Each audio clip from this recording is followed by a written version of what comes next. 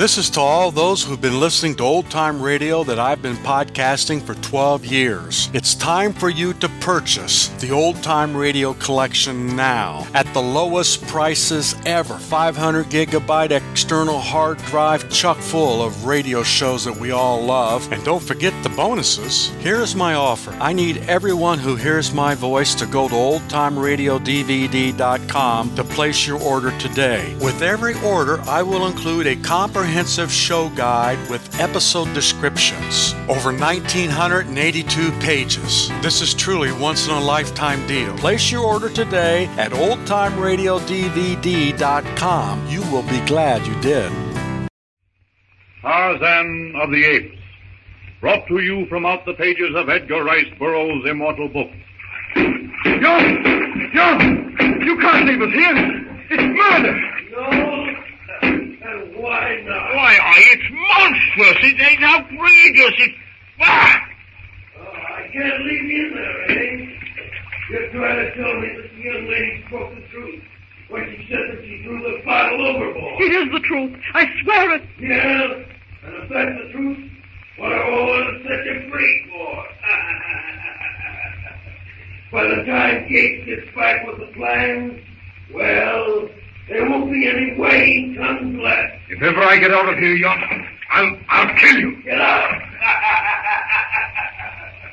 Fat chance of that. This door is barred on this side. In 30 minutes.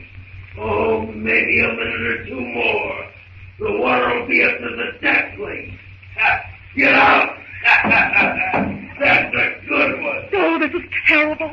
The water is up to the pipe I'm standing on now. No use wasting time and breath on these villains, Clayton. Come on.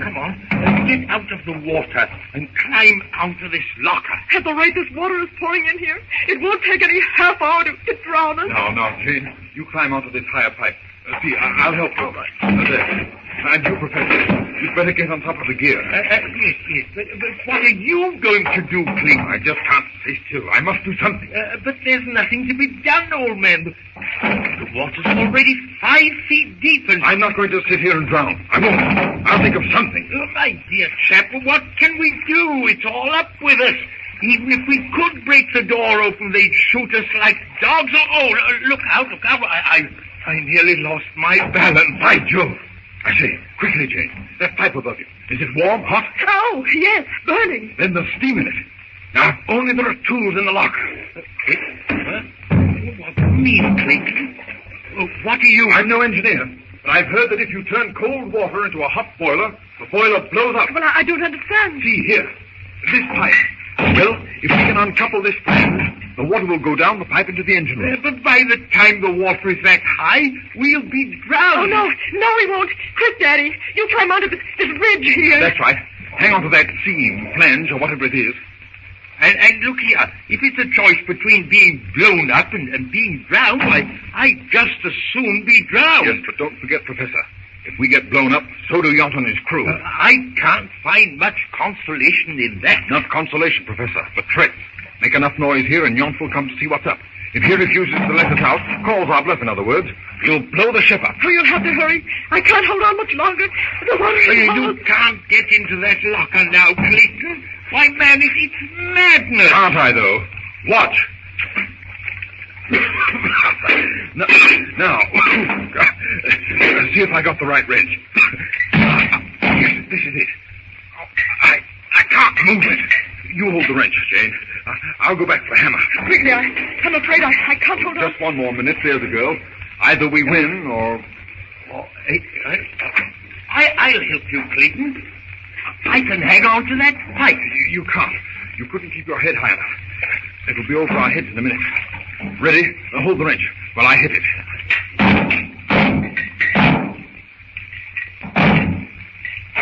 Making it, Clayton? Yes, Daddy. There are 3 of them out. Bolts, I mean. How many more? Just 2 more. And... Hey! What's going on in here? What are you doing all? Get Yount! Tell him if he doesn't open this door, we'll blow the ship up! Tarzan stops in his race through the treetops. Tracy draws a deep breath. Since the moment Tarzan had thrown him across his shoulders, the journey has been one long nightmare. Every moment he's expected to be his last. Any second to find himself hurtling through space, down to the ground, 100 feet below. Tarzan lowers Tracy from his shoulders, holds him until the captain's feet find a resting place. But Tracy needs no warning to hang on.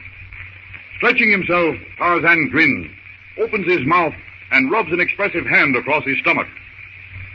Tracy laughs. Yes, old man, I am hungry. And language or no language, there's one sign I understand. Tarzan nods. He grips Tracy about the waist.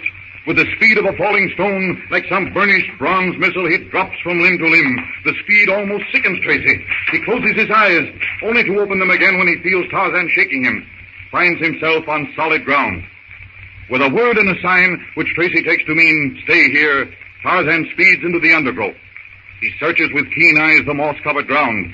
His nostrils quiver. A sigh of satisfaction escapes him. The fine hairs on the nape of his neck stand up. He has seen the spoor of Horta, the boar. Tarzan crouches, moves forward stealthily, his sun-bronzed body melting into the jungle growth. His feet fall on the tangled twigs and leaves with never a sound. There's a crackling of bush ahead. He brushes aside a giant fern leaf, looks into the clearing. There is his meal, Horta, the boar. And Horta has seen the ape-man. With a snarl, the beast lowers its head. Its piggish eyes glint evilly. The curled, foaming lips draw back viciously from the pointed tusks. Its cloven hoofs paw the ground. The tough hide tightens as he tenses for the charge. Tarzan grips his knife. His muscles quiver, stand out like knotted cords against the gleaming skin, waiting for Horta to make the first move. Horta charges. The gleaming fangs, sharper by far than sabors, miss the ape-man plagued by a fraction of an inch. Like a flash, Tarzan drops on Horta's back. The brute stops, leaps forward. Tarzan hangs on. The boar weaves from one side to the other, digs its hoofs into the moss, lashes its tail. Then, a vicious swing of its head, tusks bared. One of them grazes Tarzan's leg.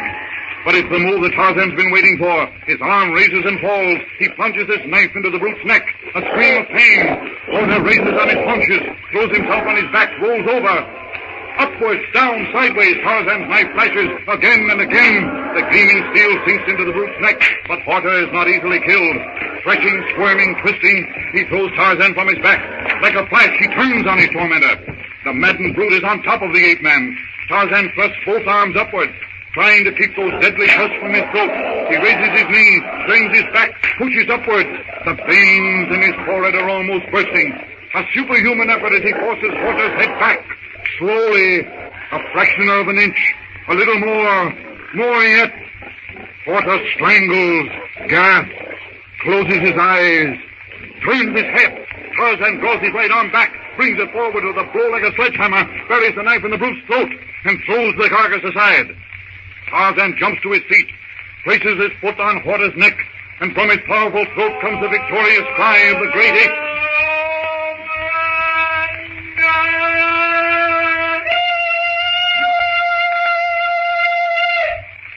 The jungle for miles around is quiet.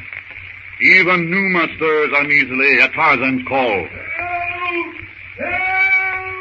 Suddenly, Tarzan hears a call the jungle has never heard before. Tarzan stops. The sound comes from the place he'd left Tracy. Leaping like a panther, he bounds across the clearing. Heedless of noise, he sweeps aside branch and vine that bar his path and bursts into the open.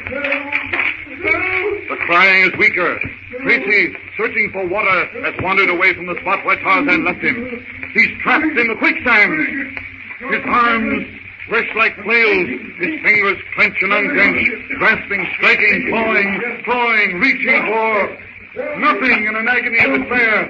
Tarzan gestures to him to be still. In his frenzy, Tracy pays no attention. The sand is up to his middle. He feels it sucking, pulling, drawing him down. Tarzan reaches the edge of the sand trap, throws himself on the ground. Stretching his arms to Tracy, his toes press themselves into the sand. Tracy gasps, reaching for the ape-man's hands. Their hands touch.